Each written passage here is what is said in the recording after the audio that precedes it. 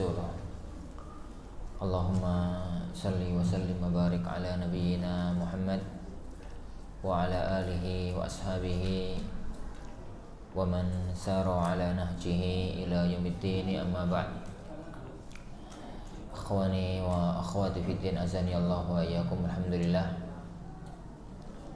kembali kita dipertemukan oleh Allah Subhanahu wa taala di majelis kita, majelis kitab Al-Arba'una fil Ahkam, 40 hadis tentang hukum yang disusun oleh Imam Al-Munziri rahimahullahu taala. Sekarang hadis berapa ya? Ketiga apa empat? Ketiga. Ya wes hadis. Baik. Kita baca hadisnya para jemaah sekalian. Al-haditsu ats-tsalitsu, hadis yang ketiga. An Salman radhiyallahu anhu, dari Salman radhiyallahu anhu.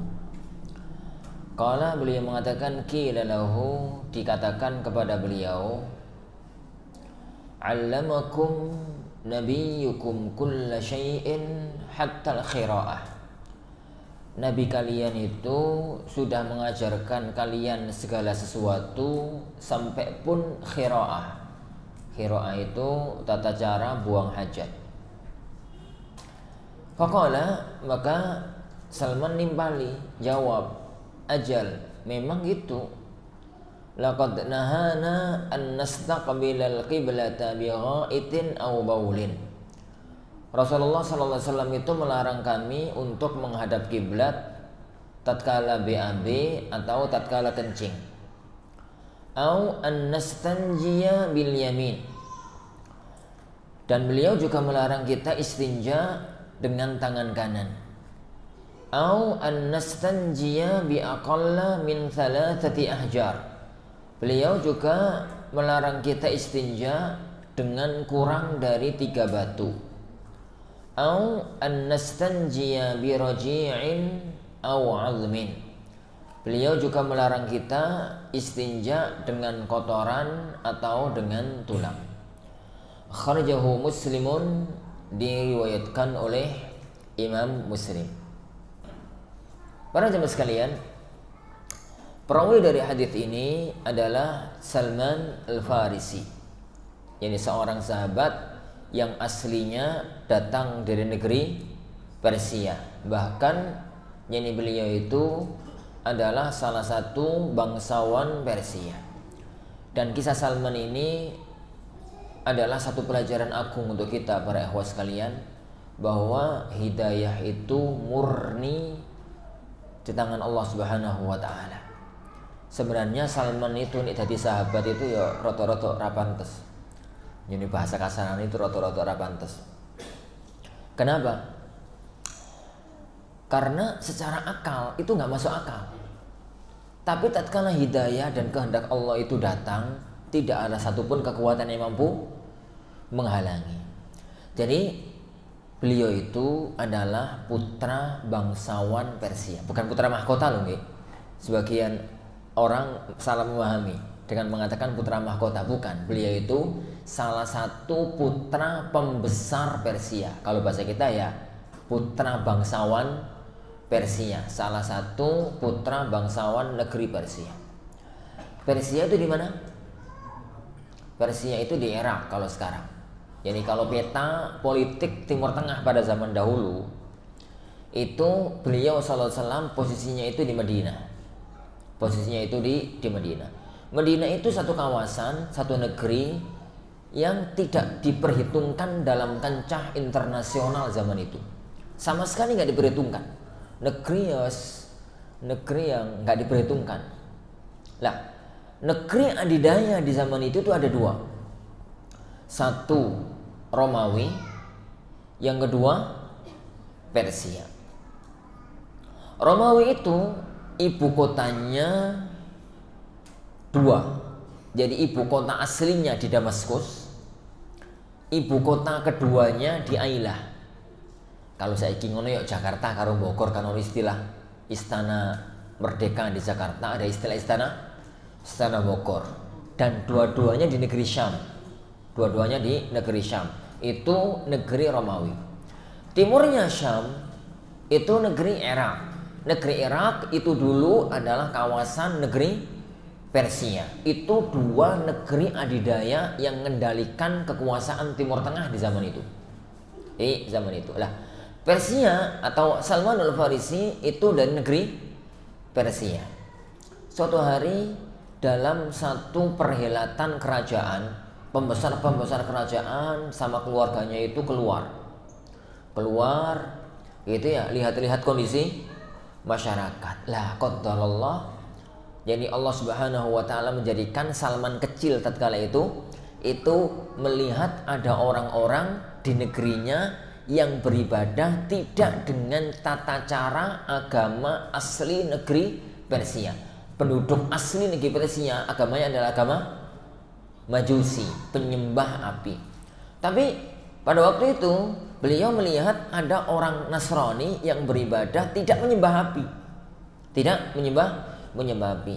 Dalam hatinya itu kepikiran, agama mereka kayaknya itu lebih bagus daripada agama kita. Mosok kok api disembah. Dia mengutarakan itu sama orang tuanya. Jadi Pak, kayaknya tadi lewat-lewat itu ada orang-orang yang beribadah bukan dengan agama kita.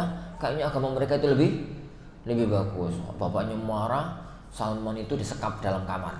Bukan di penjara ya, disekap di dalam kamar. Saking penasarannya, akhirnya beliau mampu melarikan diri dari rumahnya. Singkat cerita, akhirnya ketemu sama pendeta itu, kemudian ketemu sama pendeta yang lain, Lah, pada waktu beliau berguru pada pendeta yang ketiga, dan pendeta ini adalah pendeta-pendeta yang masih lurus memegang ajaran Nabi Isa. Tatkala ini pendeta yang ketiga, Salman itu kemudian bertanya, wahai sang guru, jadi kalau jenengan meninggal dunia, kepada siapa lagi saya harus belajar untuk bisa mengamalkan dan melajari ajaran Injil dan ajaran Nabi Isa yang murni? Maka gurunya mengatakan, tidak ada lagi nak, di muka bumi ini tinggal saya, pendeta yang memegang murni ajaran Nabi Isa. Tapi bergembiralah, karena Nabi akhir zaman yang dijanjikan oleh Nabiullah Isa itu sudah lahir. Jadi kalau kamu sempat ketemu dengan dia, pegang teguhlah ajarannya. Ciri-cirinya dia itu akan hijrah ke sebuah tempat yang banyak pohon kurmanya. Dia itu menolak sedekah, menerima hadiah. Kalau dikasih sedekah nggak mau, kalau dikasih hadiah mau.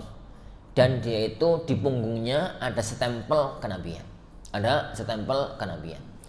Gurunya meninggal dunia, akhirnya beliau melanglang buana mencari tempat di mana sih kawasan yang banyak pohon kurmanya. Ingat, tatkala itu beliau di Persia dan di Syam. Dan Persia dan di Syam itu ono sih pohon kurma tapi jeluru, 1-2 kalau Indonesia lah. Tapi bukan kawasan yang banyak pohon kurmanya. Tatkala beliau melanglang buana itulah beliau ketangkep oleh orang. Kebetulan itu perampok itu penduduk Madinah, dibawa ke Madinah, dan itu asal muasal beliau akhirnya ketemu dengan Rasulullah SAW dan menjadi salah satu sahabat Rasulullah Sallallahu Alaihi Wasallam. Oleh karena itu, pengalaman spiritualnya Salman Al-Farisi dulu agamanya itu Majusi, kemudian agamanya Nasrani, kemudian menjadi salah satu di antara sahabatnya Rasulullah Sallallahu Alaihi Wasallam. Itu menunjukkan bahwasanya Allah Subhanahu Wa Taala jika menghendaki sesuatu, Allah akan menyiapkan wasilahnya. Allah Subhanahu wa taala akan menyiapkan jalannya agar sesuatu yang Allah kehendaki itu bisa untuk terlaksana. Wallahu a'lam. Lah, hadis ini Salman Al-Farisi itu ada yang ngomong sama dia, orang Yahudi Madinah. Itu ngomong sama beliau, "Allamakum nabiyyukum kulla syai'in hatta al-khira'ah." Ini ada dua kemungkinan makna. Kemungkinan yang pertama maknanya pertanyaan. Berarti maknanya adalah, apakah nabimu telah mengajarkan segala sesuatu sampai pun tata cara buang hajat? Itu kemungkinan makna yang pertama. Kemungkinan makna yang kedua adalah berita tapi sifatnya istihza, ngocek, ngecek, ngolok-ngolok. Dan makna yang kedua ini lebih kuat. Karena dalam beberapa riwayat hadis ini menggunakan lafaz qad allamakum. Jadi qad itu tidak mungkin dibawa kepada makna pertanyaan. Jadi qad allamakum, pancen kok nabimu iku wis ngajari apa wae sampai buang hajat wis ndak ajari. Tapi karo ngice iku karepe ngomong karo ngomong apa to bahasa Indonesia ngono ku. Yani memang ono bocah ya wong tuwa, anake bawadong no wakal. Ngono ku terus anakmu memang pinter kok cowok Pak ngono tuh tambah nesu memang anak nakal. Jadi ngono ku bahasa Indonesia apa? Apa? Ya segitulah pokoknya. Dan makna yang kedua ini yang lebih kuat. Jadi orang Yahudi itu ngece bahasanya. Pada waktu ketemu Salman itu ngece, ngelokno, pancen kok. Nabimu itu ngajarkan apa saja sampai buang hajat itu loh diajarno. Jadi maunya pikirannya orang Yahudi. Gak mungkin tata cara buang hajat yang itu adalah urusan privasi sampai ono aturannya, sampai ada ajarannya. Lah, dia itu nggak ada pikiran bahwasanya itu tuh ada ajarannya dalam Islam. Makanya itu yang dia jadikan ajaran, yang dijadikan ucapan untuk ngece menghina yani agama Islam. Karena dia itu dengar, karena dia itu yani menerima berita dari kaum muslimin, Islam itu agama yang sempurna, agama yang paripurna, segala sesuatu diajarkan. Akhirnya diejek sama orang Yahudi itu. Memang Islamku sempurna kok, nabimu kok ngajarno apa wae sampai buang hajat. Jadi sampai buang hajat. Jadi itu makna dari ucapan ini. Ini dialog ucapannya orang Yahudi Madinah kepada Salmanul Farisi. Ada kemungkinan ini adalah bahasa pertanyaan, ada kemungkinan ini bahasa ejaan, dan ini lebih kuat. Jadi makna hadis ini dibawa kepada orang Yahudi itu ngelokno, ngecek, menghina Salman karena dia mendengar Islam itu agama yang sempurna. Faqala, maka Salman mengatakan, ajal, memang kok. Itu ajal. Jadi memang Islam itu agama yang sempurna. Buang hajat itu loh aturannya. Buang hajat itu loh ada aturannya. Lalu beliau menyebutkan aturan-aturan, petunjuk-petunjuk Rasulullah SAW berkaitan dengan buang hajat. Ini berkaitan dengan buang hajat. Yang pertama, memang kok bahwasanya Islam itu telah mengajarkan apapun, Nabi kami itu telah mengajarkan apapun, sampai pun tata cara buang hajat. Dan ini faedah agung. Ini faedah agung bahwa Islam itu agama yang sempurna. Tidak ada satu aturan pun dalam agama Islam, tidak ada satu pun yang dibutuhkan oleh umat manusia dunia dan akhirat kecuali sudah ada petunjuknya, sudah ada aturannya, sudah ada syariatnya dalam syariat agama kita. Makanya Allah Subhanahu wa taala mengatakan, "Al-yauma akmaltu lakum dinakum." Yani wa atmamtu nikmati 'alaikum wa raditu lakumul Islam madina. Aku telah menyempurnakan al-yauma akmaltu lakum dinakum. Aku itu telah hari ini tanggal 9 Dzulhijjah tahun 10 Hijriyah, 3 bulan sebelum wafatnya Rasulullah SAW. Yani beliau menerima satu wahyu, yani pada hari ini telah aku sempurnakan agama kalian, dan aku telah sempurnakan nikmatku kepada kalian, dan aku ridha Islam itu sebagai agamaku. Islam itu telah sempurna. Makanya Imam Malik rahimahullah ta'ala mengatakan, manidda'a anna fil islami bid'atun hasanah faqad za'ama anna Muhammadan khana risalah. Barang siapa yang menuduh, yang mengklaim, yang menyangka kalau dalam agama kita, agama Islam itu ada bid'ah yang dianggap baik, berarti dia itu telah menuduh Rasulullah itu menyelisihi, mengkhianati syariat. Padahal Allah mengatakan, al-yawma akmaltu lakum dinakum wa atmamtu alaikum nikmati wa raditu lakumul Islam madina. Kemudian beliau mengatakan satu kalimat yang sangat agung. Imam Malik rahimahullah ta'ala mengatakan satu kalimat yang sangat agung. ma lam yakun yauma idzin dina lam yakunil yauma dina. Yang pada saat turunnya ayat ini itu bukan bagian dari agama, maka saat sekarang ini omongan Malik rahimahullah juga bukan bagian dari agama. Jadi jika pada zaman Rasulullah SAW bukan merupakan dari bagian Islam, maka berarti sampai kapanpun tidak akan pernah merupakan bagian dari agama Islam. Tapi para hadirin sekalian, saya nasihatkan, statement ini bid'ah dan enggak, itu jangan serampangan ya. Jadi itu jangan serampangan. Tidak sembarang orang mampu untuk mengatakan ini bid'ah, ini bukan bid'ah. Orang-orang yang mampu memahami syariat, yang dia itu mengetahui kaidah-kaidah mana bid'ah, mana yang tidak, mana itu yang dianggap menyelisih syariat, mana yang tidak. Hanya mereka orang-orang yang mampu untuk menetapkan ini bid'ah, ini tidak. Tidak semua orang mampu mengatakan, tidak semua orang mampu untuk mengatakan itu. Taib. Itu faedah yang pertama dari hadis yang berbarokah ini. Yang kedua, faedah dari hadis yang berbarokah ini, beliau menyebutkan tentang adab buang hajat. Adab yang pertama adalah nahana an nastaqbilal qiblata bi ghaitin aw baulin. Rasulullah SAW itu melarang kami untuk menghadap kiblat tatkala buang hajat besar maupun buang hajat kecil. Masalah ini masalah yang di dalamnya benturan beberapa hadis. Dan semua masalah yang di dalam masalah itu ada beberapa hadis yang kelihatannya benturan, maka mesti ada perbedaan di kalangan para ulama. Hadis yang pertama, jadi ada beberapa hadis yang dohirnya menyebutkan bahwa menghadap kiblat, membelakangi kiblat itu terlarang secara mutlak kalau buang hajat. Contoh hadis yang ada di hadapan kita. Yang kedua hadis Abu Musa al-Asy'ari dalam Sahihain. Jadi Abu Musa mengatakan qala Rasulullah SAW, beliau SAW bersabda, idza ataitumul ghaita fala tastaqbilul qiblata wala tastadbiruha walakin syarriqu aw gharribu. Apabila kalian itu buang hajat, maka jangan menghadap kiblat, jangan membelakangi kiblat, tapi menghadaplah ke arah timur, menghadaplah ke arah barat. Duh, kok aneh? Ini hadis ini para sahabat sekalian, kata Rasulullah SAW dalam hadis Abu Musa dalam Sahihain dalam Bukhari Muslim, apabila kalian ke WC apa zaman itu? Ingat ya, ghaid di zaman Rasulullah SAW itu WC di zaman Rasulullah itu belum kayak sekarang. WC sekarang kan wangi, resi, api, Ini WC di zaman Rasulullah itu gimana bentuknya?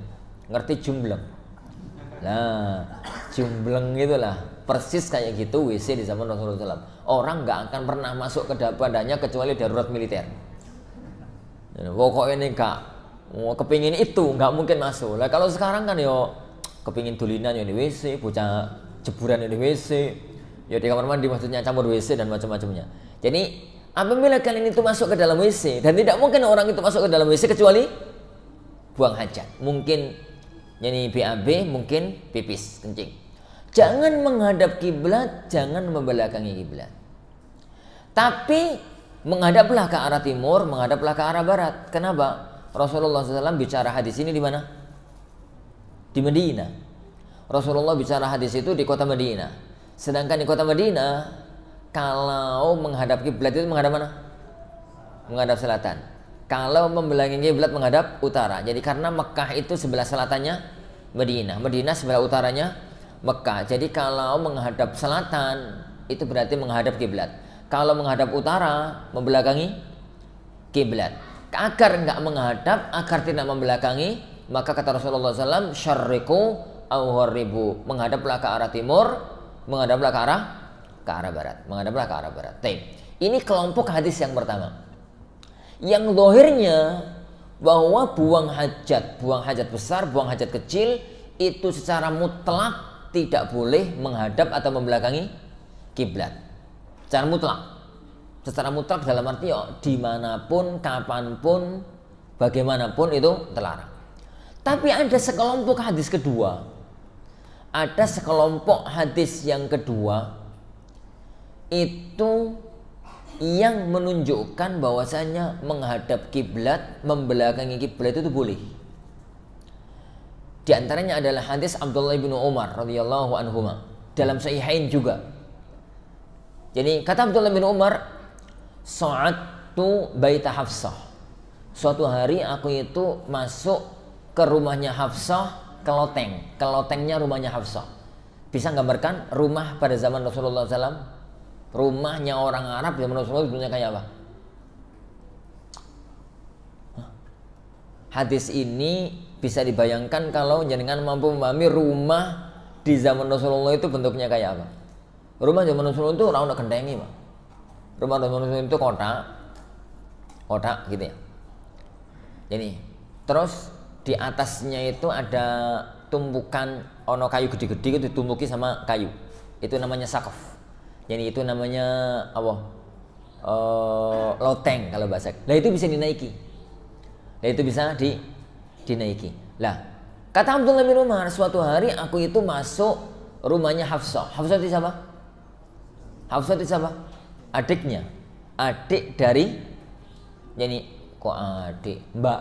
Jadi Mbak Abdullah ibnu Umar. Mbak Abdullah ibnu Umar. Yang merupakan istrinya Rasulullah SAW. Ini karena sawane Mbak, ya masuk gitu aja. Masuk, dipersilakan oleh Hafsah untuk masuk, kemudian beliau ke atas.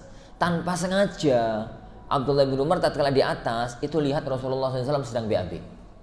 Ya dari dhuwur kelihatan kalau Rasulullah sedang BAB. Tatkala itu beliau SAW itu menghadap kiblat, membelakangi Baitul Maqdis. Jadi ini Madinah, di sini Mekah, di sana Baitul Maqdis, Palestina. Jadi tatkala itu nyanyi kata Abdullah bin Umar, aku melihat Rasulullah SAW itu BAB-nya menghadap ke selatan, gampang-gampangnya gitulah, menghadap ke kiblat, membelakangi Baitul Maqdis. Nohir dari hadis ini berarti, Rasulullah melakukan kok. Berarti boleh. Jadi menghadap kiblat atau membelakangi kiblat. Hadis yang kedua, hadis Jabir. Hadis yang kedua, hadis kelompok yang kedua. Hadis kedua di kelompok yang kedua. Itu hadis Jabir radhiyallahu an. Hadis Jabir radhiyallahu an. Kata beliau, kata beliau, nahana Rasulullah sallallahu alaihi wa ala alihi wasallam an istiqbalil hajah, istiqbalil qiblah indal hajah. Fara'aituhu yabulu mustaqbilal qiblah am qabla mautihi. Jadi Rasulullah SAW itu melarang untuk menghadap kiblat, membelakangi kiblat tatkala buang hajat. Tapi aku itu pernah lihat langsung Rasulullah itu pipis menghadap kiblat setahun sebelum wafat. Setahun sebelum wafatnya beliau sallallahu alaihi wasallam. Lah, berarti ya kawan, dalam masalah kita itu ada dua kelompok dalil.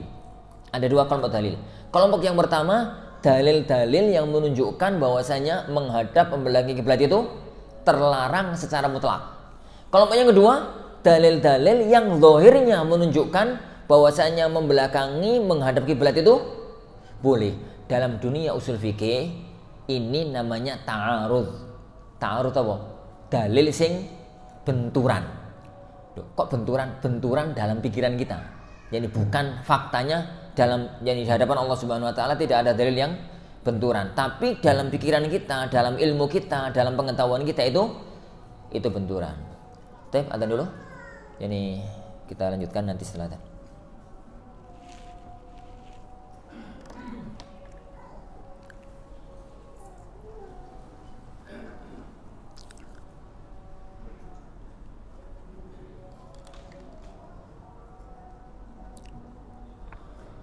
Allahu Akbar.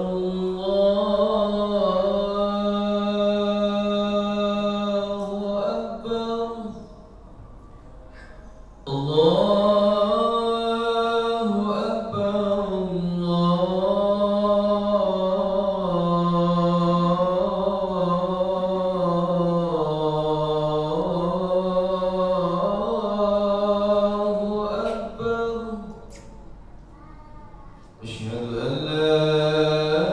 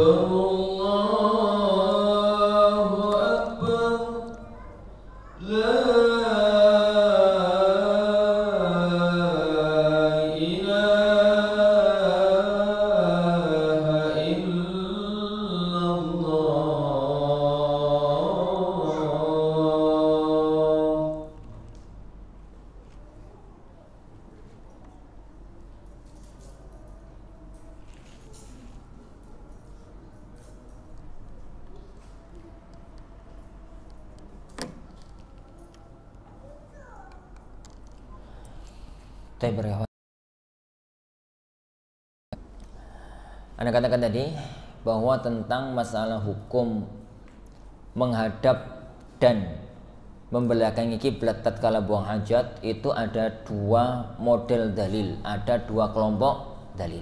Semuanya sahih. Ada sebagian dalil yang zahirnya, yang nampaknya melarang secara mutlak. Ada sebagian dalil yang nampaknya membolehkan secara mutlak. Dalam kaidah ilmu usul ini itu yang namanya ta'arudul adillah, benturan antar dalil. Apakah dalam dalil itu ada benturan? Secara faktanya nggak ada. Karena ini hadis yang pertama dari Rasulullah, hadis yang kedua dari Rasulullah SAW, dan ucapan Rasulullah SAW itu adalah bagian dari wahyu. Wa man yantiqu 'anil hawa in huwa illa wahyun yuha. Muhammad itu SAW tidak berbicara karena hawa nafsu. Semua yang beliau katakan adalah karena wahyu yang diwahyukan. Sedangkan wahyu itu nggak mungkin benturan antara satu dengan yang lainnya. Kata Allah Subhanahu wa taala, afala yatadabbaruna al-Qur'an walau kana min 'indi ghairillahi lawajadu ikhtilafan katsira. Apakah orang-orang kafir itu tidak mau mentadabburi isi Al-Qur'an? Seandainya Al-Qur'an itu bukan datang dari Allah, pasti akan terjadi banyak benturan, pasti akan terjadi banyak benturan. Faktanya tidak. Lah, kalau begitu, jadi sebenarnya tidak ada yang namanya benturan, tapi karena akal kita lemah, ilmu kita cekak, pikiran kita pendek, akhirnya kelihatannya benturan. Tapi wajib bagi kita untuk usaha mengkompromikan antara semua dalil yang ada. Dan itu cara untuk memahami dua dalil yang kelihatannya benturan. Contoh, dalam sebuah ayat Rabbuna Jalla wa'ala berfirman, innaka la tahdi man ahbabta walakinallaha yahdi man yasha. Kamu itu wahai Muhammad gak akan bisa untuk memberi hidayah orang yang kamu cintai. Allah yang akan ngasih hidayah siapapun yang Allah kehendaki.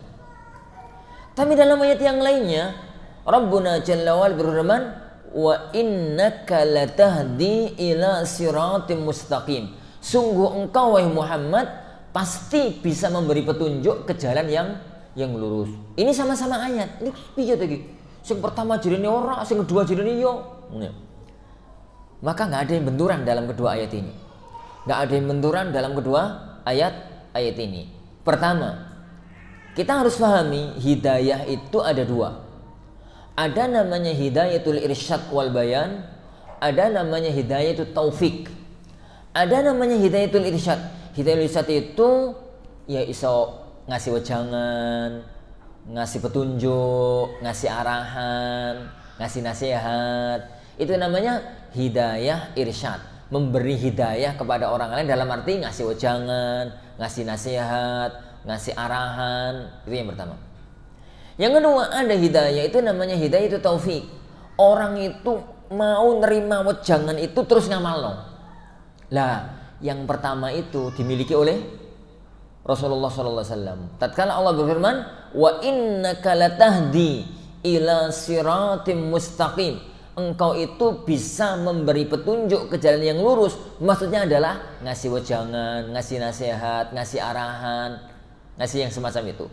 Tapi tatkala Allah Subhanahu wa taala firman, wa innaka latahdi, kamu itu enggak akan mampu memberi petunjuk kepada orang yang kau cintai. Maksudnya adalah menjadikan orang menerima hidayah, menjadikan orang menerima nasihat. Nah, dan dengan cara itu maka nggak benturan antara dua ayat ini. Dan ayat-ayat yang semacam itu banyak. Poligami misalkan, poligami contohnya kayak enak mana? Serapa pula. Poligami misalkan.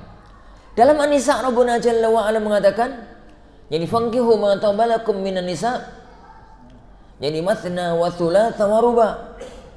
Nikahilah wanita itu 2, 3, 4. Ini 2, ini 3, 4. Fa in khiftum alla ta'dilu fawahidah. Kalau kalian itu enggak mampu adil, ya wis siji ae. Ya wis siji ae. Tapi dalam ayat yang lain, zahir dari ayat ini berarti wong iku iso adil. Buktinya perintahe? Hah? Buktinya perintahe? Perintahe nikahnya 2, 3, 4. Kalau ada 1, 2 orang yang enggak mampu, wis siji ae. Ngono. Koyo sampean.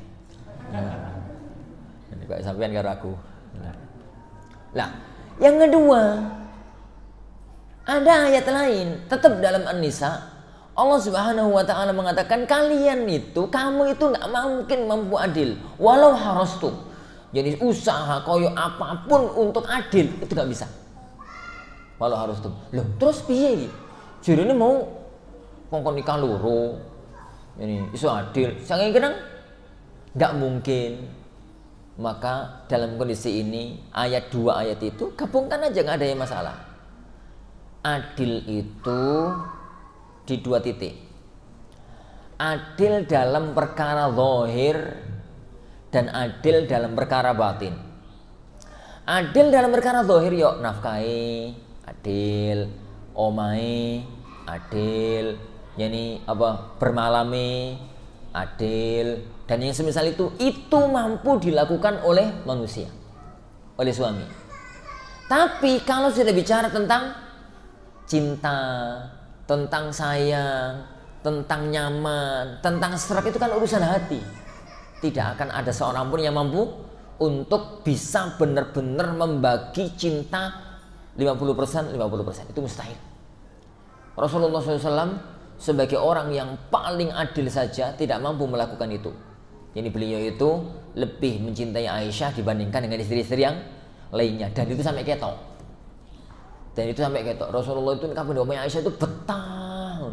Kamu di rumah yang lain itu ya betah sih, tapi gak koyok di rumahnya Aisyah. Semacam itu. Itu namanya menggabungkan antara dalil yang kelihatannya benturan. Lah, cara menggabungkan yang semacam itu kadang-kadang penak, kadang-kadang sulit. Lah kalau sulit, mesti ada perbedaan pendapat di kalangan para ulama. Contoh dalam kasus yang kita bahas tadi. Ada sampai 8 madhab. Jadi 8 pendapat di kalangan para ulama bagaimana mengkompromikan antara dua pendapat ini. Antara dua dalil tersebut. Bagaimana cara mengkompromikan antara kedua dalil tersebut? Para ulama itu setelah dipikir, setelah ditelaah, setelah dipelajari gitu ya, sampai muncul 8 madhab, 8 cara berpikir. Sebagian antara mereka mengatakan, yo haram secara mutlak. Pokoknya buang hajat itu mau di tempat terbuka, mau di tempat tertutup. Di tempat tertutup itu di mana? Di WC, di kamar mandi gitu ya. Di tempat tertutup, mau buang hajat besar, mau buang hajat kecil, pokoknya buang hajat dimanapun itu terlarang. Itu terlarang. Alasannya dalil ucapan dikedepankan daripada dalil perbuatan. Jadi dalil yang melarang itu kan dalil qauli, dalil ucapan. Sedangkan dalil perbuatan, dalil yang membolehkan itu dalil perbuatan. Dilihat oleh siapa? Yani Abdullah, yani Ibnu Umar. Sebagian ulama yani itu mengatakan kalau digabungkan antara keduanya, Rasulullah itu melarang secara mutlak. Tapi faktanya beliau sendiri tatkala buang hajat di kamar mandi, beliau itu menghadap kiblat. Akhirnya kesimpulannya kalau di kamar mandi di tempat yang tertutup nggak apa-apa. Kalau di tempat yang terbuka baru terlarang. Di tempat yang terbuka baru terlarang. Dan itu yani pendapat sebagian para sahabat. Mereka mempunyai pandangan semacam itu. Suatu hari Abdullah bin Umar itu pipis. Yani pipis gitu, beliau menghadap ke arah kiblat. Ditegur. Yani kalau orang lain, sampean ku piye to? Kiai kok ngono Abdullah bin Umar kan kiai to. Sampean gimana to? Kiai kok salati apa kok salati? Pipisnya menghadap kiblat.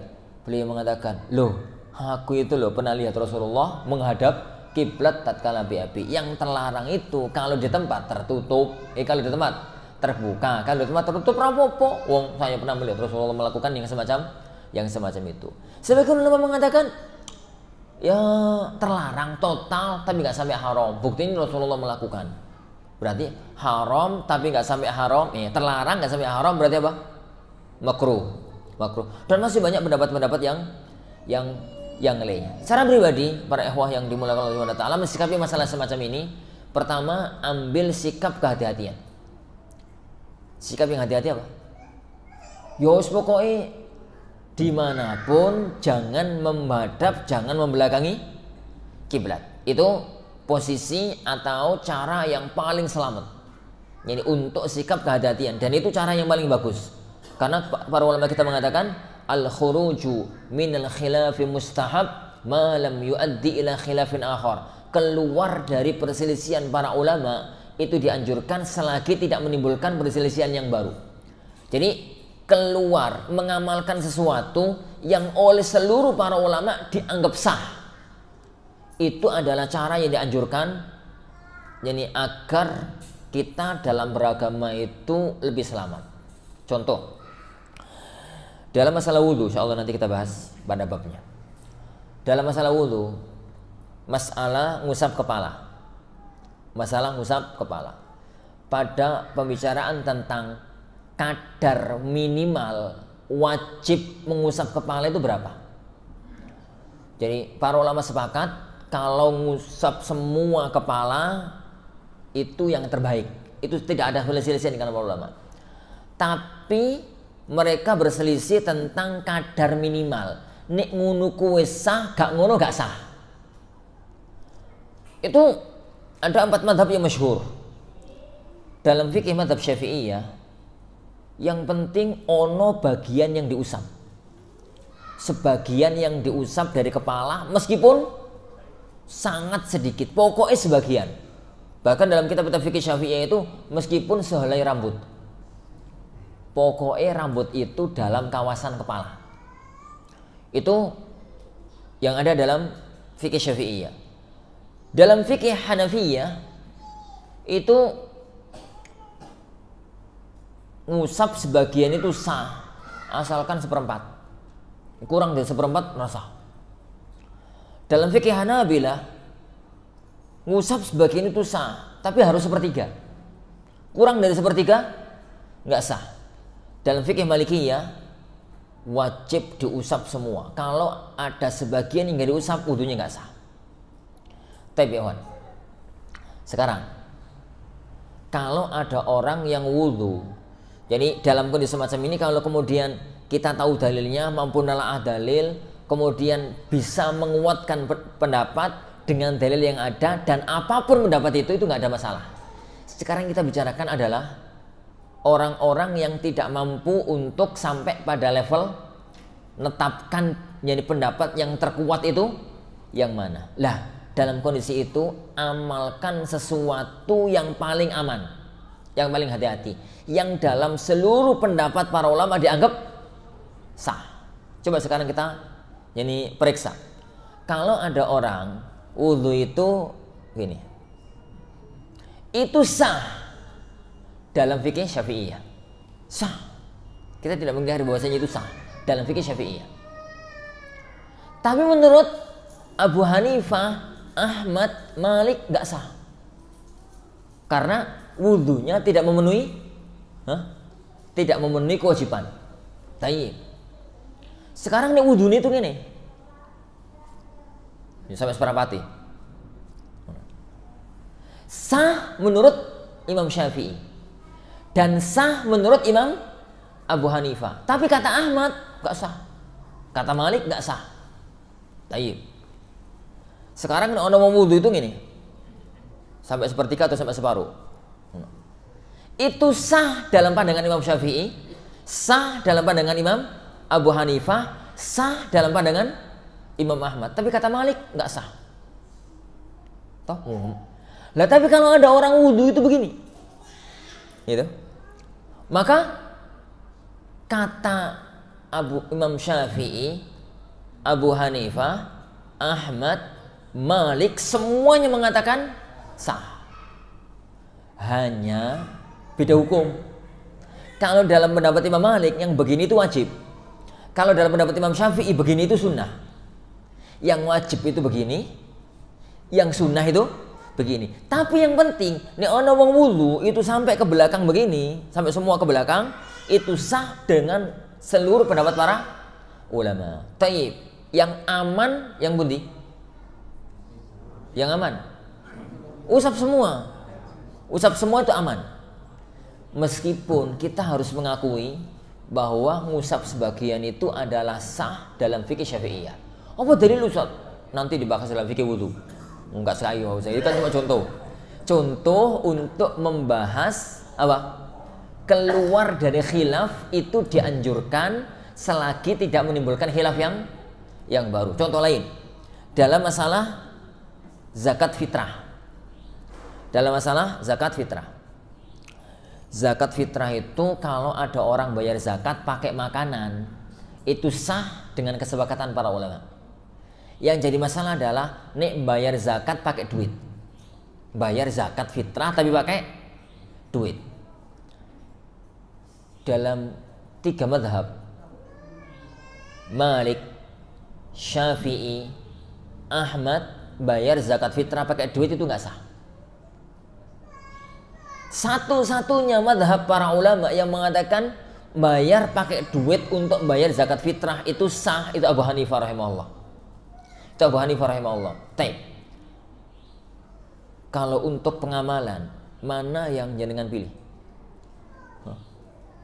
Bayar pakai beras, karena itu posisi aman. Semua ulama mengatakan sah.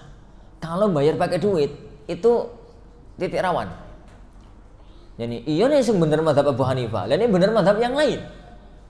Jadi masalah. Itu namanya al-khuruju minal khilaf. Kembali kepada masalah kita, kembali kepada masalah kita. Dari sini para sahabat sekalian, maka untuk sikap kehati-hatian, yakni buang hajat dimanapun, ruang terbuka atau ruang tertutup, maka jangan menghadap kiblat. Jangan jadi menghadap kiblat. Tapi di antara seluruh mazhab 8 yang ada, itu 2 pendapat yang paling mencuat ke permukaan, dilihat dari dalilnya. Yang pertama yang mengatakan haram secara mutlak. Yang kedua yang membedakan tempat terbuka dengan tempat tertutup. Bahkan ini mazhab jumhur. Mayoritas para ulama itu membedakan. Kalau di tempat tertutup boleh, kalau di tempat terbuka tidak boleh. Kenapa? Menggabungkan antara hadis Abu Musa yani dengan hadis Abdullah bin Umar. Yang Abdullah bin Umar lihat kejadian bahwasanya Rasulullah SAW itu adalah buang hajat di WC dalam kondisi menghadap kiblat. Apalagi kalau kemudian dikuatkan dengan hadis Jabir. Dengan hadis Jabir yang beliau mengatakan Rasulullah itu memang melarang kalau buang hajat sambil menghadap kiblat. Tapi aku itu loh pernah lihat langsung Rasulullah itu pernah kencing menghadap ke kiblat. Loh kok ketahuan Ustaz? Memang buang hajatnya di mana? Jangan gambarkan urip di zaman Rasulullah itu kayak hidup zaman sekarang. Di zaman Rasulullah SAW itu jadi orang itu sering safar. Lah, nek wis safar di tengah jalan kebelet BAB, kebelet pipis, nanti mampir pom sopo zaman itu. Mampir masjidnya sopo zaman itu. Perjalanan kemana lah gitu aja. Misalkan dari Mekah ke Madinah, misalkan dari Madinah ke Kuba, misalkan dari mana gitu. Itu kan melewati padang pasir. Dari tengah-tengah jalan kebelet pipis. Arabi mampir pom sopo. Ini yang dilakukan itu adalah menjauh.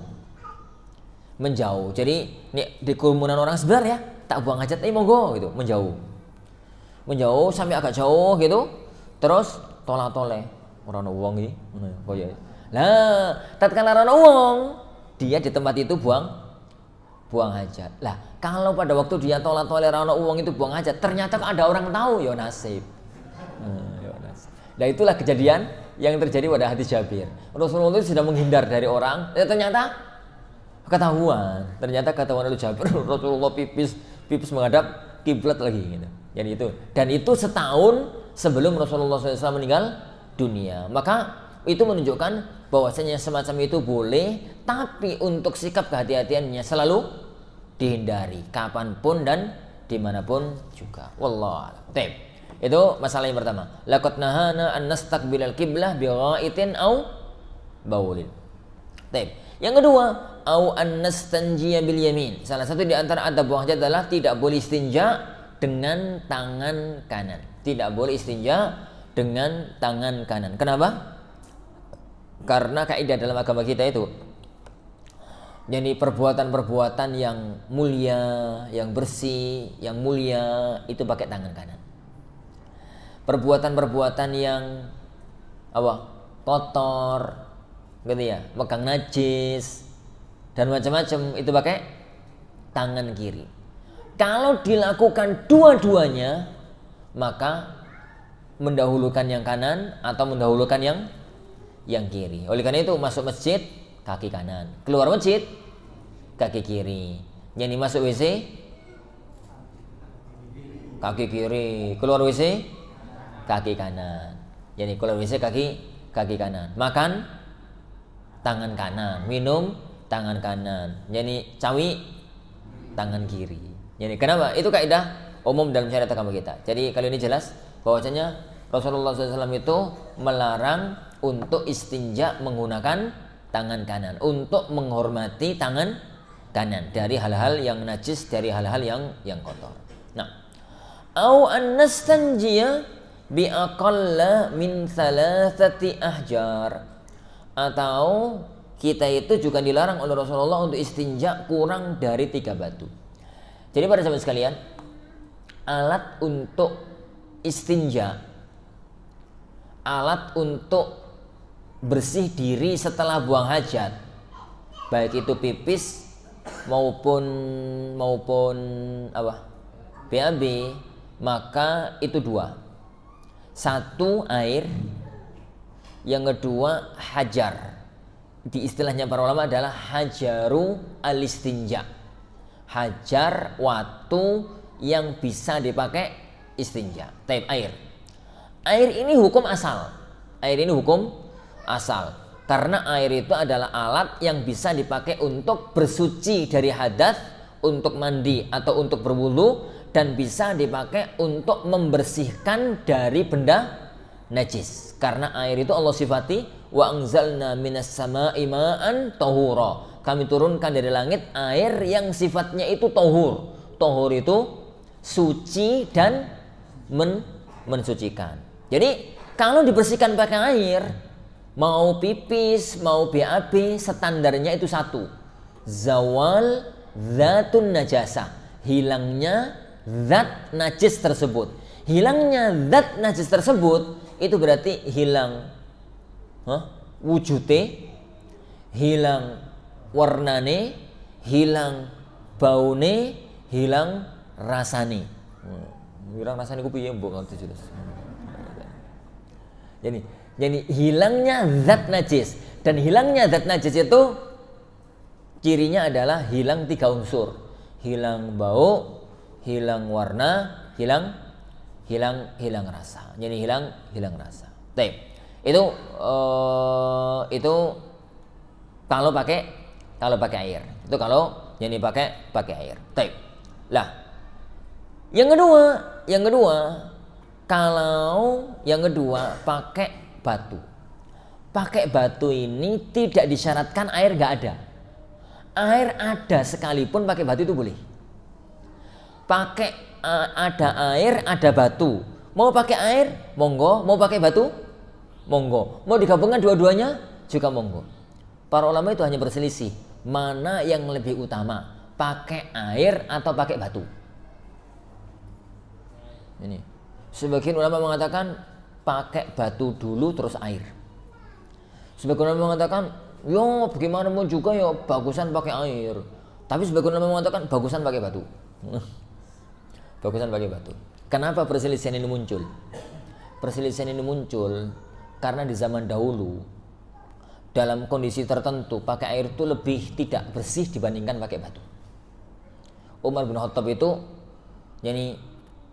pernah ditanya oleh seseorang, ya Amirul Mukminin, jenengan itu nek buang hajat itu cawike pakai batu atau pakai air? Beliau mengatakan pakai batu.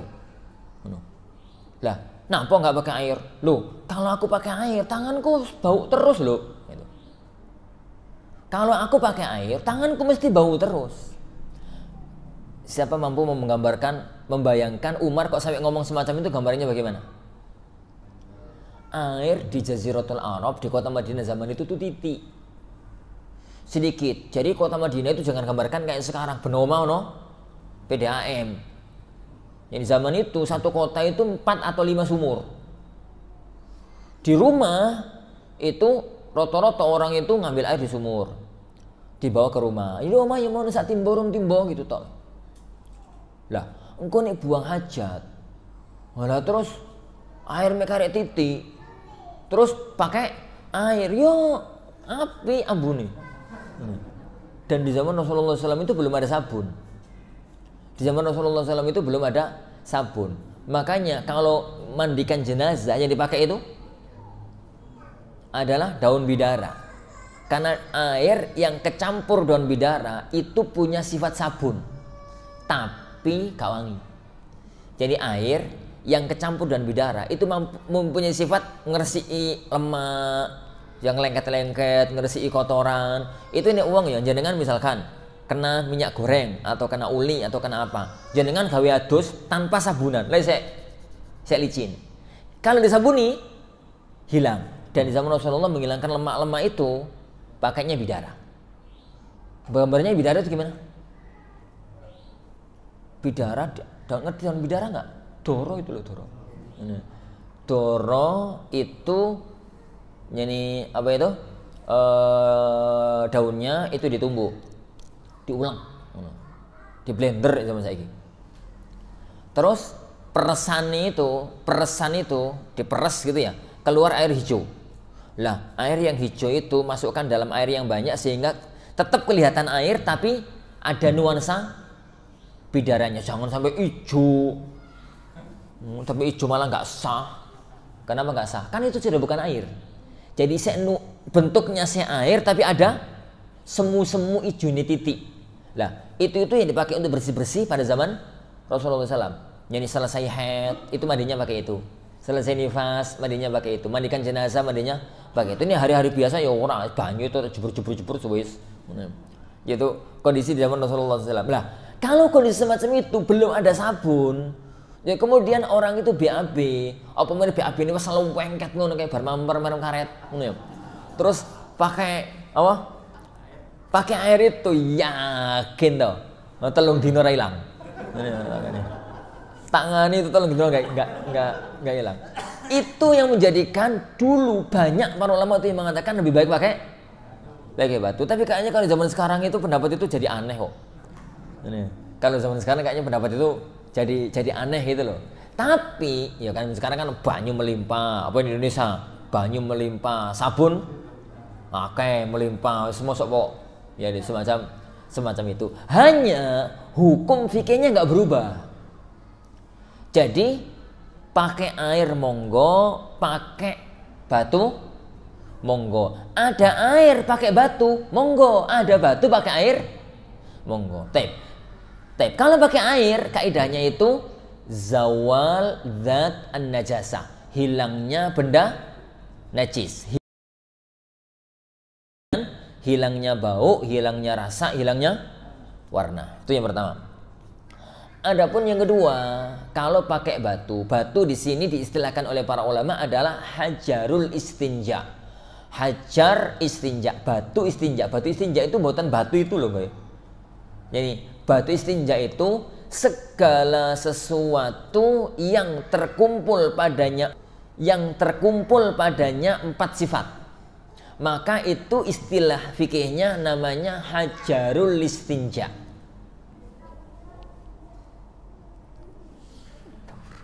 Hajarul istinja. Yang pertama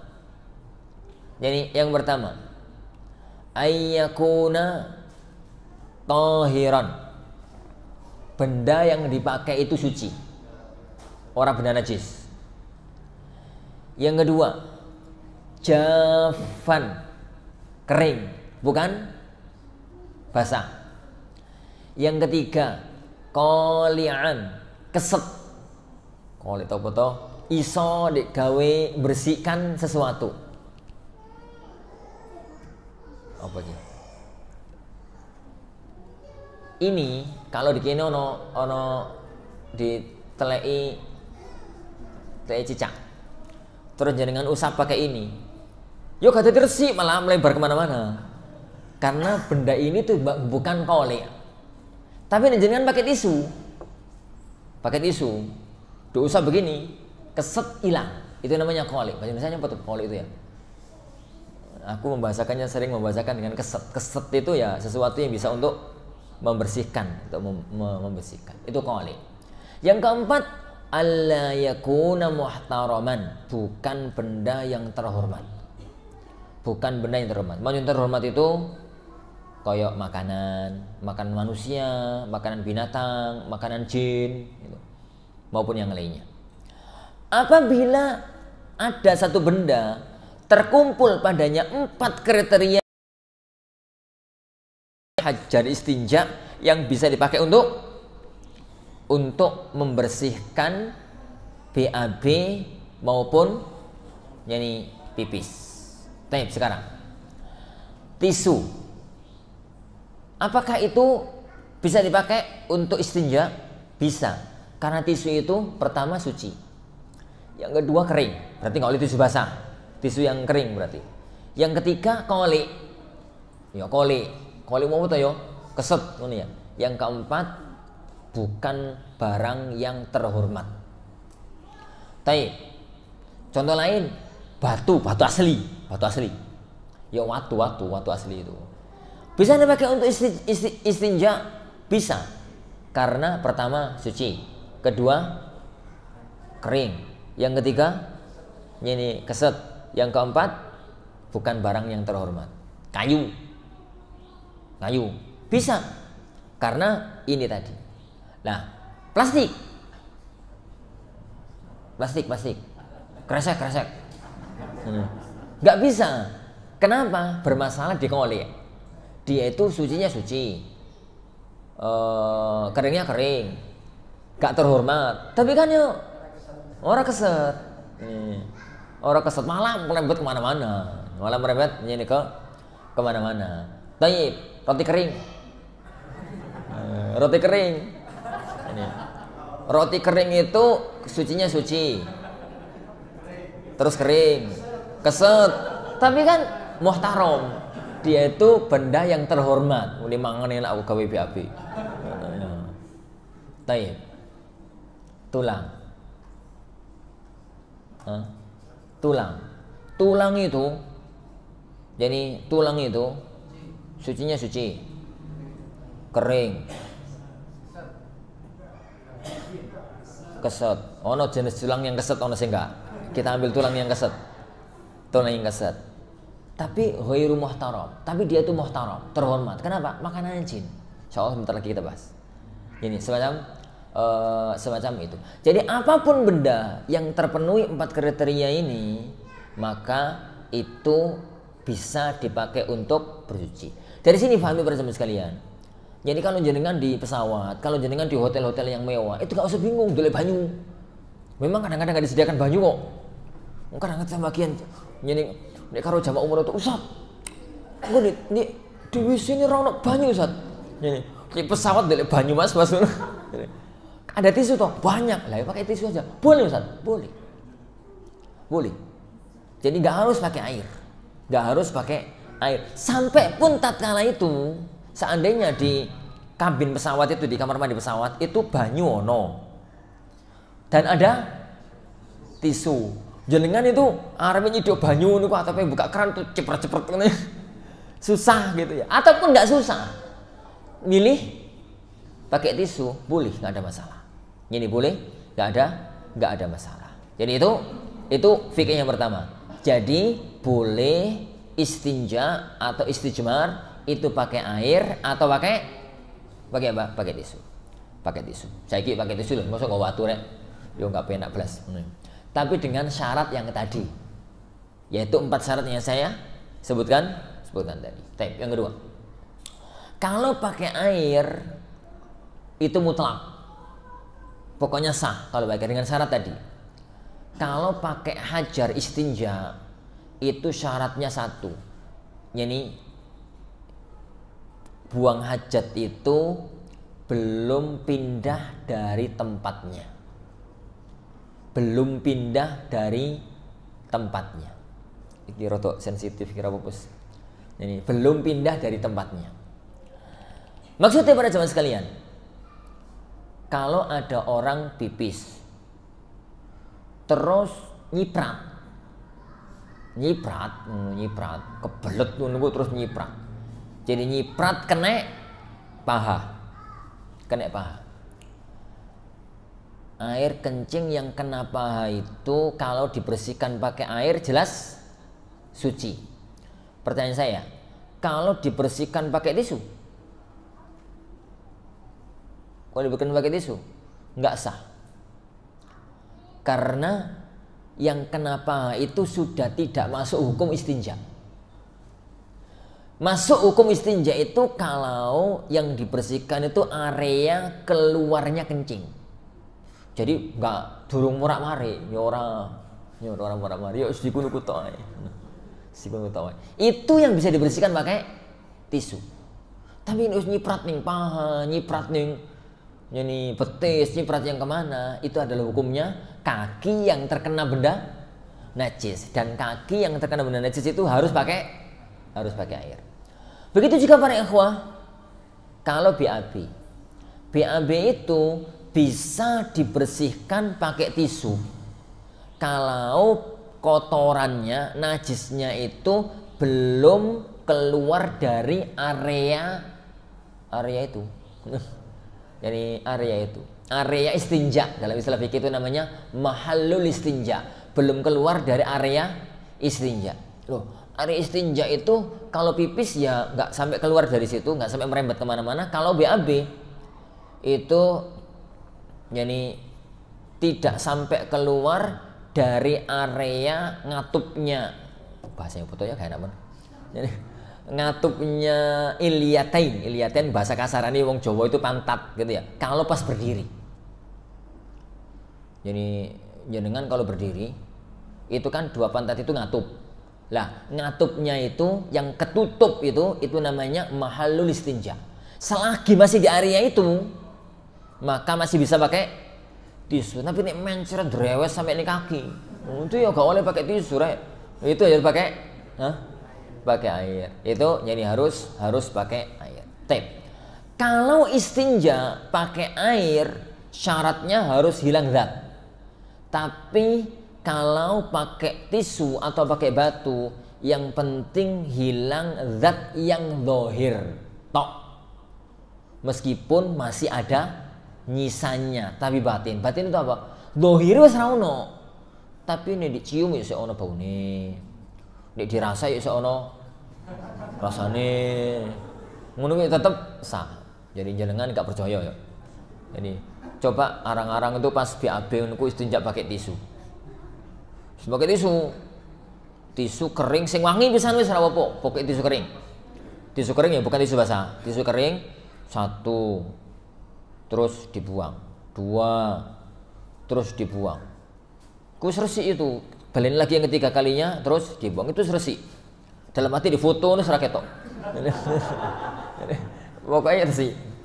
Tapi sak resik-resike menggunakan tisu, coba jenengan pegang terus jenengan dilat. Ya itu lah rasanya lah roto-roto sepet piye. Atau jenengan pegang terus dibau, pasti masih ada baunya, pasti itu. Pasti masih ada baunya. Tapi itu sudah dihukumi suci. Jadi beda standar. Kalau pakai air itu hilangnya zat. Tapi kalau pakai hajarul istinja hilang zat yang zahir.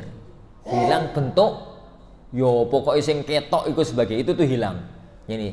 Tapi kalau masih nyisa bau semacam itu maka ini tidak mengapa. Wallahu a'lam. Dari sini para ikhwan sekalian, maka yang terbaik itu adalah pakai apa? Pakai air. Terutama di zaman sekarang. Jadi terutama di zaman sekarang. Baik. Ucapan beliau sallallahu alaihi wasallam, ucapan Salman Al-Farisi, bi'aqal min thalathati ahjar, kurang dari 3 batu. Maksud dari kurang dari 3 batu ini dari 3 usapan.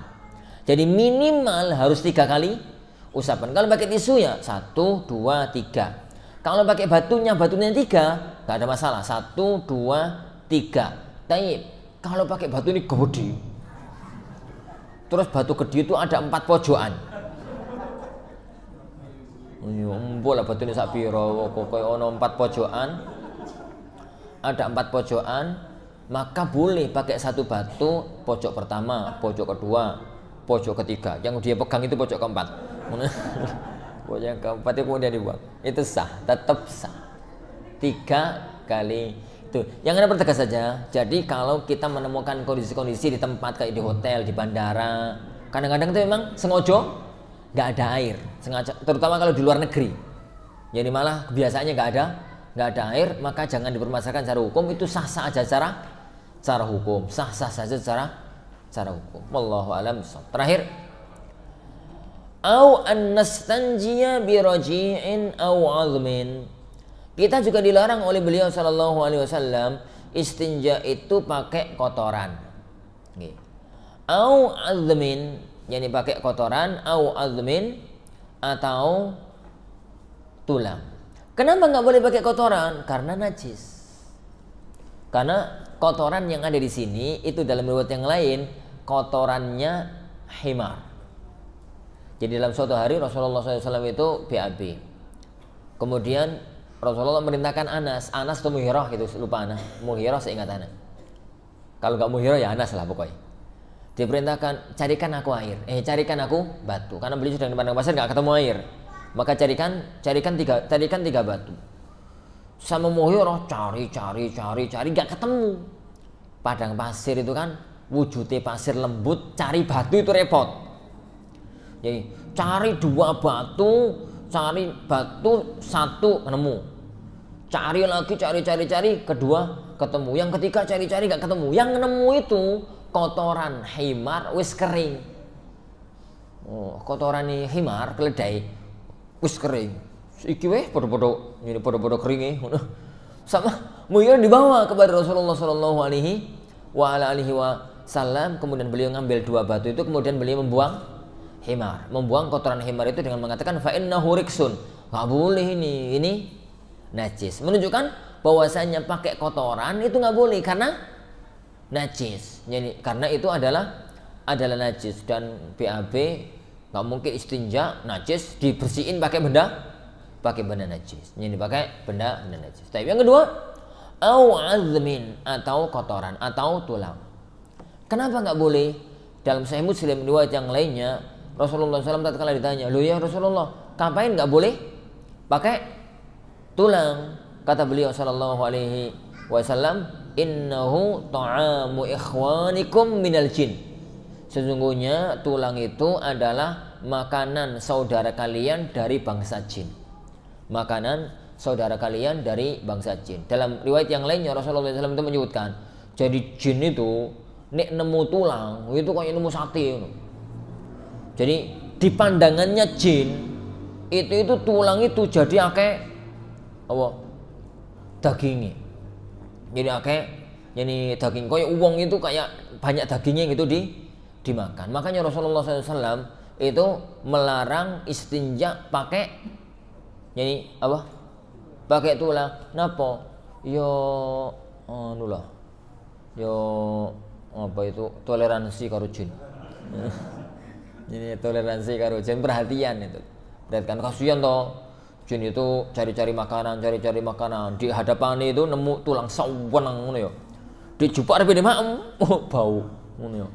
Mesakne jadi yang semacam itu, dan itu salah satu di antara keagungan agama kita.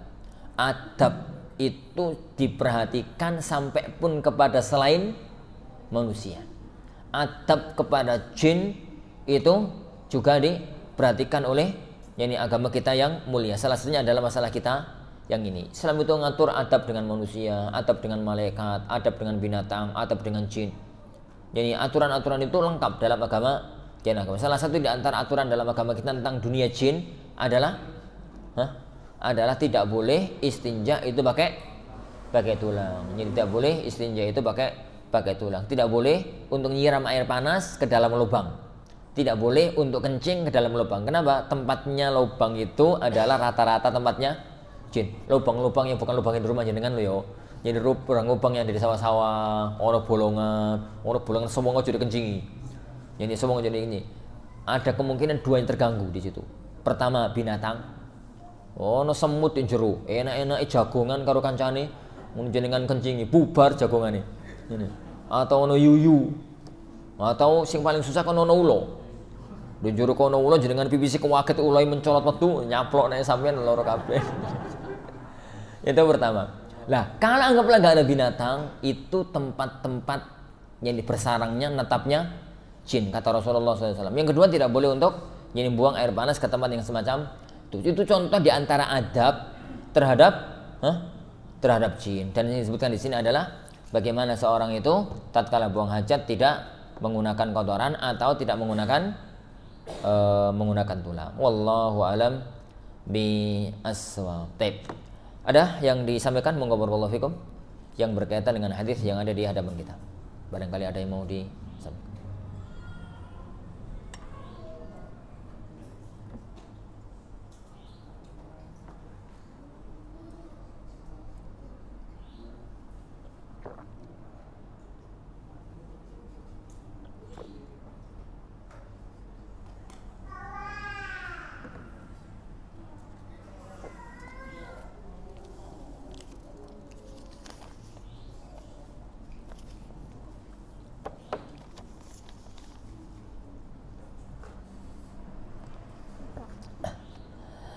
Bagaimana kalau kita renang di tempat kolam renang umum, kita kencing di dalamnya? Iya toh sampean. Nggak boleh kencing di kolam renang, nggak boleh. Jadi nggak boleh kencing di kolam renang. Kolam renang itu al-ma'ud daim. Jadi Rasulullah Shallallahu Alaihi Wasallam yani bersabda, la ya bulanna ahadukum fil ma'id daim, wa huwa yaghtasilu fihi. Jangan ada seorang pun dari kalian itu yang kencing di air yang daim.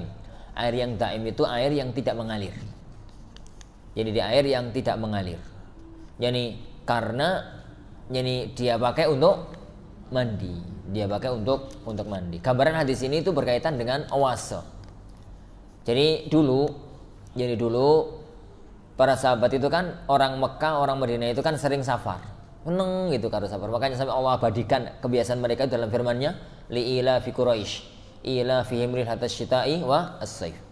Lah, mereka itu kalau safar itu nggak bekal. Bekal makanan, bekal minuman. Bekal makanan, bekal minuman. Lah, secukupnya gitu ya, secukupnya. Dan mereka prediksi bahwasanya bekal itu cukup untuk selama perjalanan. Kenapa? Zaman itu tengah jalan rono warung. Warung sopo tengah padang pasir. Ini nggak ada warung. Nah, dalam kondisi semacam itu, kemudian mereka itu kalau di tengah jalan kok nemu kubangan air. Dari mana air itu? Dari hujan. Jadi ada beberapa tempat di padang pasir itu yang memang sengaja Allah ciptakan tanah itu nek kapan kudanan itu enggak, air itu koyok semenan gitu loh. Jadi enggak neresep ke dalam. Jadi tertampung di situ, di tengah-tengah padang pasir. Padahal enggak ada yang nyemen, enggak ada yang apa. Jadi Allah ciptakan area itu, tanahnya itu tanah keras sehingga air itu enggak bisa meresap. Lah, tempat-tempat semacam itu tuh sangat disenangi oleh para musafir di zaman itu. Kenapa? Pertama, bisa nambah bekal minuman. Lah orang zaman dulu loh minum kan yo sembarang. Zaman saiki kawaya yo pakai air mineral ya, pakai ngene, pakai ngono. Anak masih kecil dulu pada waktu budaling sawah sama bapak itu ya air minum ngambil di sumur. Ini mau di sumur, lebone jergen, bawa ke sawah. Seger ya ora mencret ya apa. Zaman itu saiki ngono ya masuk rumah sakit. Lah, mereka itu ngambil air itu dikasih di jerikan-jerikan mereka. Jerikan di zaman mereka itu pakai kirbah itu pakai kulit kambing. Jadi kirbah itu pakai kulit kambing. Orang Arab itu kalau bete di kambing itu kan kepala dipotong, terus kaki dari sini 4 itu dipotong, terus itu dikelentek, di pas itu, terus akhirnya kakinya itu diikat, yang atasnya itu lah, tengah-tengahnya itu kan lembung gitu toh, itu bisa dipakai tempat nampung air. Itu bisa itu namanya kirbah. Saiki yo jergen lah, saiki namanya ini jergen. Lah, itu diisi. Setelah diisi, mereka itu adus. Seneng toh, panas-panas adus. Karena seneng ayam di dalam kebelet pipis, jero ae ngono. Jadi sama kencing. Itu dilarang oleh beliau sallallahu alaihi wasallam. Lah, kondisi itu mirip zaman sekarang dengan kolam renang.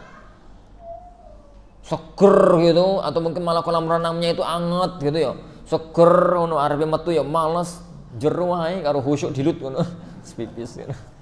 Itu dilarang oleh beliau sallallahu alaihi wasallam. Keluar di pinggir kolam renang itu kan ada kamar mandi atau yang semisalnya, kemudian kita jadi kencing di situ. Wallahu alam bissawab.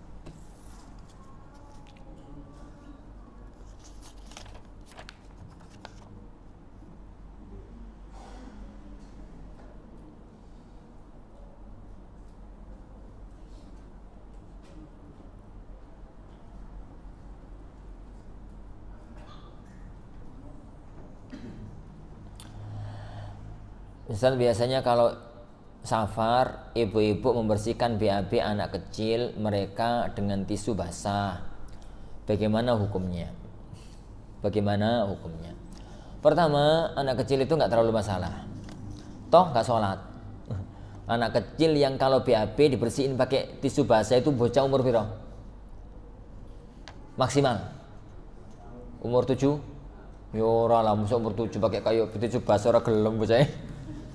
Paling ya 2 tahun 3 tahun itu masih tisu basah, dan umur segitu belum ada kewajiban syar'i. Jadi belum ada kewajiban syar'i, itu yang pertama. Yang kedua, dosa nanti kan setelah itu terus dibajui terus digendong, berarti enggak merembet najisnya. Najis itu nggak bisa merembet, najis itu nggak bisa merembet. Jadi kabarnya begini, ini kena najis, terus tak usap pakai tisu.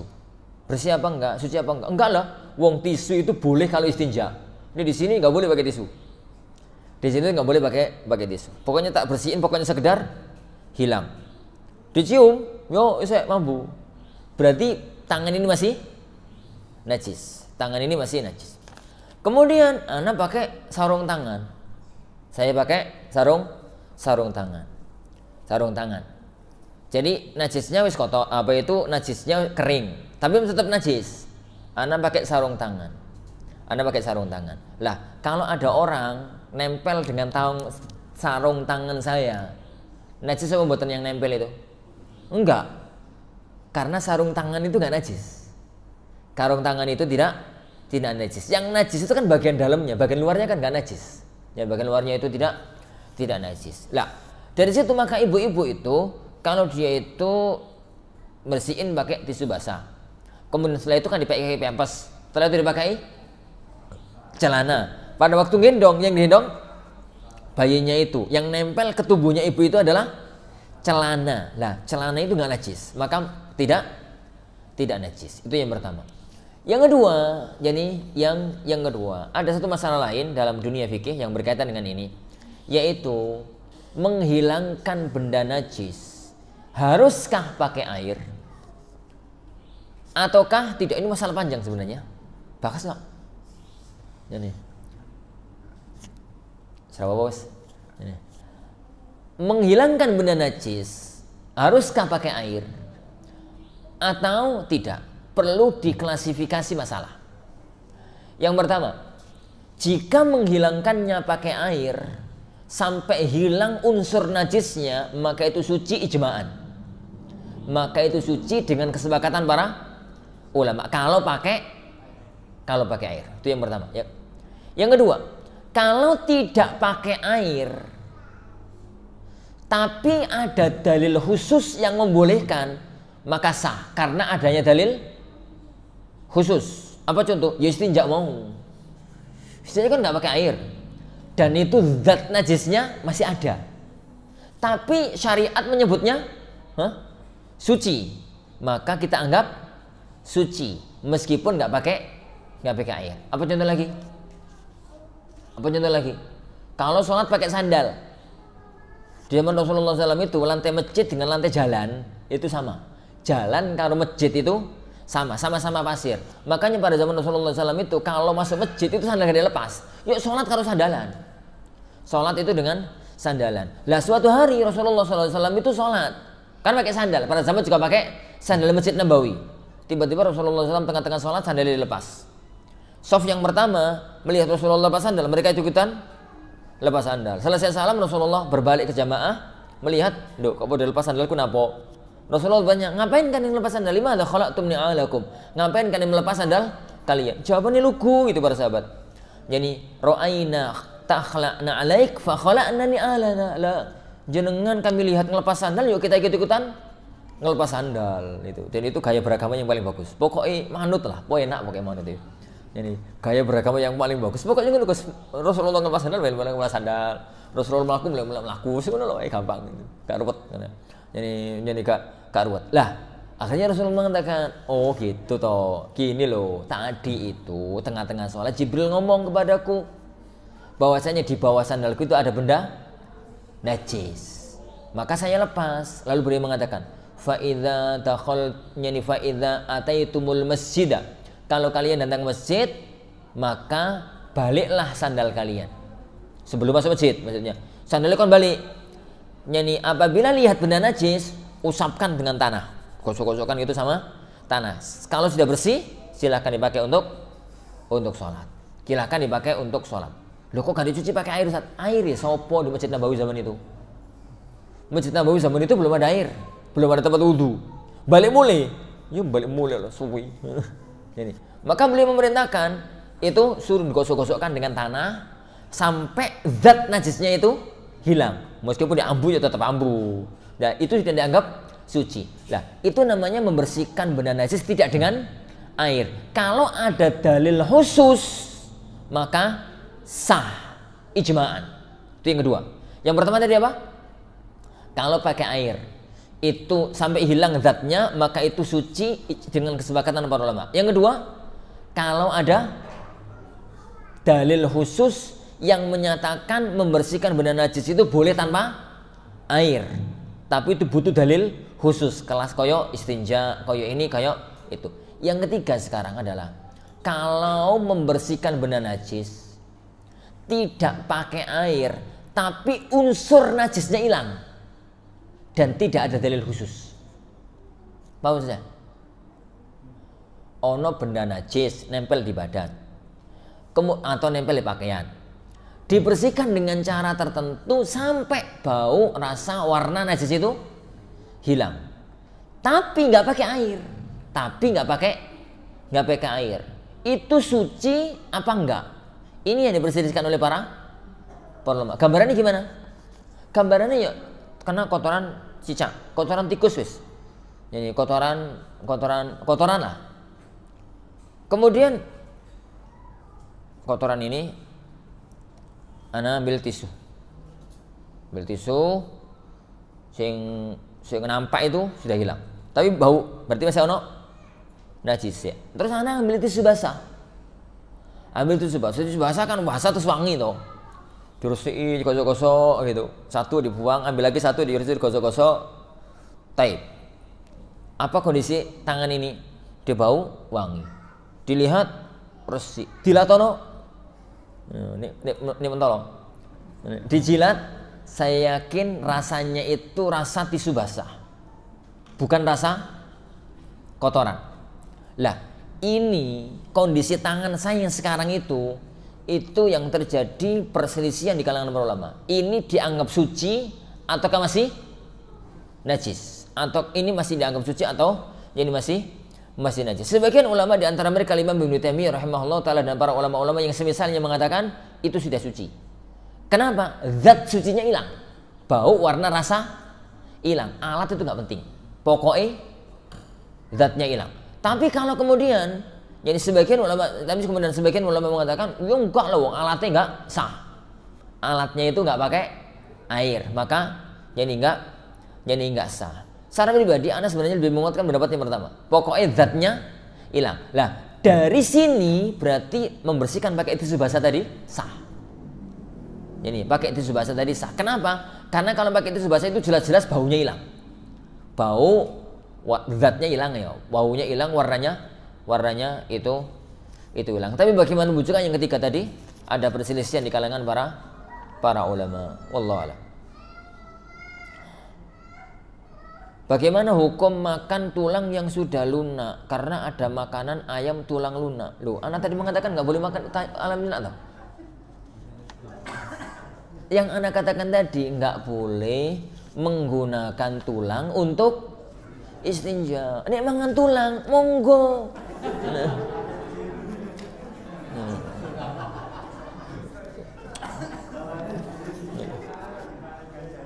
Loh, Ustaz, masa ini jine no? Ya kan ya akeh sing gak lunak to. Sing lunak kan sing duwe presto. Makan tulang itu boleh. Gak ada masalah. Makan tulang itu boleh, gak ada masalah. Yang dilarang oleh Rasulullah SAW itu istinja pakai tulang.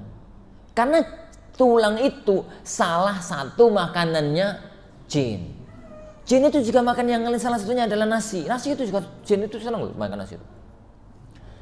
Gak percaya? Ya. Lihat tafsir Ibnu Katsir. Tafsir Ibnu Katsir rahimahullah taala tatkala Ibnu Katsir menafsirkan surat jin. Tatkala beliau menafsirkan surat Al-Jin, jadi tatkala menafsirkan firman Allah Subhanahu wa taala, kunna tara'iqa qidada. Kami jin itu ya macam, wong jin itu makhluk biasa. Ini kalau dia menampakkan diri sangat mungkin. Jadi apa dalilnya? Banyak dalilnya. Salah satunya adalah hadis dalam Sahih Bukhari tentang Abu Hurairah. Abu Hurairah itu pernah diperintahkan oleh Rasulullah SAW untuk menjaga harta zakat. Untuk menjaga harta zakat. Jaga nih ya, Abu Hurairah, nggih. Cukup. Malam-malam ada maling. Malam-malam itu ada maling. Ada maling ketangkep sama Abu Hurairah. Yang ono arepe maling itu ditangkap sama Abu Hurairah. Orang itu misalkan Abu Hurairah mengatakan tak laporkan kamu besok kepada Rasulullah SAW. Orang itu DP yang maling itu loh, DP tolonglah saya jangan dilaporkan sama Rasulullah dan macam-macamnya.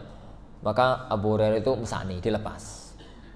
Keesokan harinya lapor sama Rasulullah semalam mau maling. Lah terus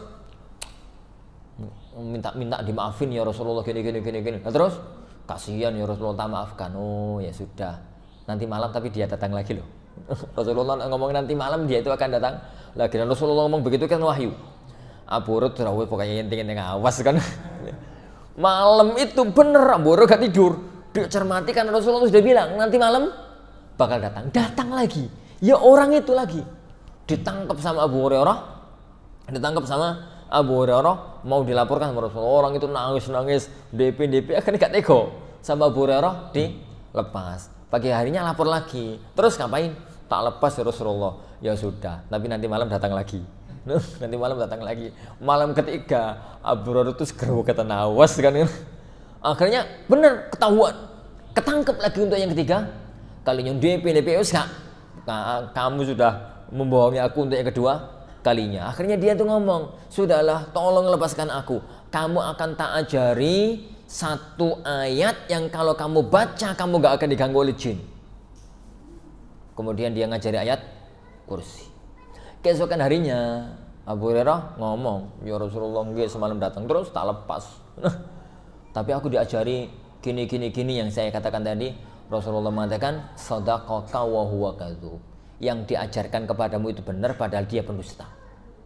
Yaitu jin. Dia adalah pendusta. Itu menunjukkan bahwasanya ketemu dengan jin itu ya bisa gitu loh. Tapi ojo sampean.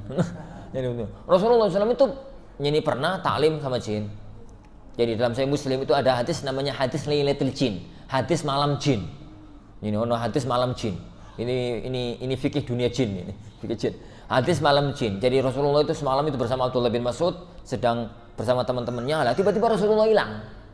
Cari gak ketemu. Keesokan harinya ba'da subuh itu Rasulullah datang, ditanya oleh para sahabat, ya Rasulullah jenengan dari mana? Semalam kita cari-cari, enggak ketemu. Kemudian Rasulullah mengatakan tadi malam itu ada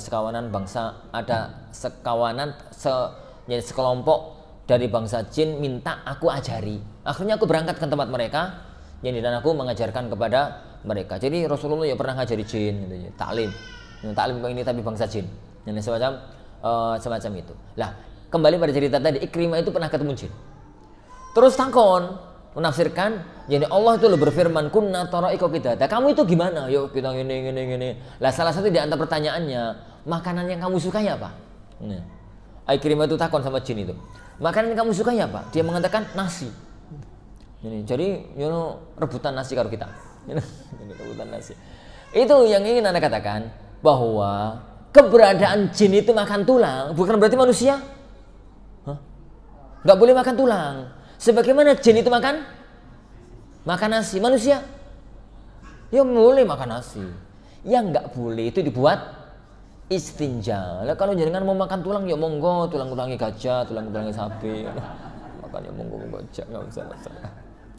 Allah alam, insyaallah sebenarnya yang kita pelajari para ikhwan sekalian.